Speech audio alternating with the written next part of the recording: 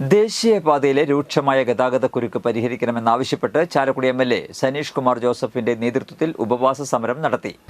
ദേശീയപാതയിലുണ്ടാകുന്ന രൂക്ഷമായ ഗതാഗതക്കുരുക്ക് അടിയന്തരമായി പരിഹരിക്കണമെന്നാവശ്യപ്പെട്ട് സനീഷ് കുമാർ ജോസഫ് എം.എൽ.എയുടെ നേതൃത്വത്തിൽ ഉപവാസ സമരം നടത്തി. കൊരട്ടി ജംഗ്ഷനിൽ നടത്തിയ സമരം ചാലക്കുടി എം.പി. ബെന്നി ബെഹനാൻ ഉദ്ഘാടനം ചെയ്തു.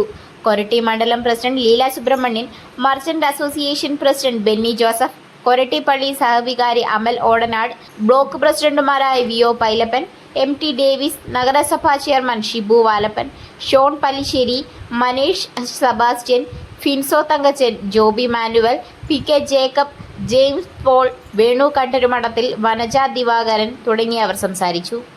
ആവശ്യത്തിൽ കൂടുതൽ ലഭിച്ചു.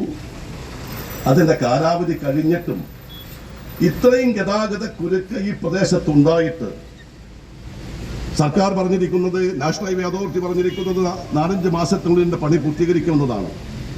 അപ്പോൾ ഈ പരിമിതമായ സമയത്തെങ്കിലും ഈ ട്രാഫിക് കുരുക്കുകൾ ഒഴിവാക്കുന്നതിന് വേണ്ടി, ടോളിലെ കുരുക്കങ്ങൾ ഒഴിവാക്കുന്നതിന് വേണ്ടി തുറന്നു കൊടുക്കാൻ കഴിയാത്ത സമ്മർദ്ദം എവിടെ നിന്നുണ്ടായി എന്ന് അധികാരികൾ വെളിപ്പെടുത്തണം. ഇതിന് വിലയിരുത്തി വർദ്ധിപ്പിക്കണം. ഇല്ലെങ്കിൽ ഞാൻ ഒരിക്കൽ കൂടി പറയുന്നു, അത്തരം കാര്യങ്ങൾ കുറെ കൂടി ഗൗരവമായി നിങ്ങളുടെ എല്ലാം പിന്തുണയോടുകൂടി ഏറ്റെടുക്കാൻ ഞങ്ങൾ തയ്യാറാണ്. ഒരു 5 മിനിറ്റ് ഇവിടെ ഗതാഗത തടസ്സമുണ്ടായാൽ നൂറുകണക്കിന് വാഹനങ്ങളാണ് ഇവിടെ കുടുങ്ങിക്കിടക്കേണ്ടി വരുന്ന സാഹചര്യം ഉണ്ടാകുന്നത്. ആ വസ്തുതകളും യാഥാർത്ഥ്യങ്ങളും ഒക്കെ ഇതിൻ്റെ ഉദ്യോഗസ്ഥന്മാരോട്, പ്രൊജക്ട് ഡയറക്ടറോട്,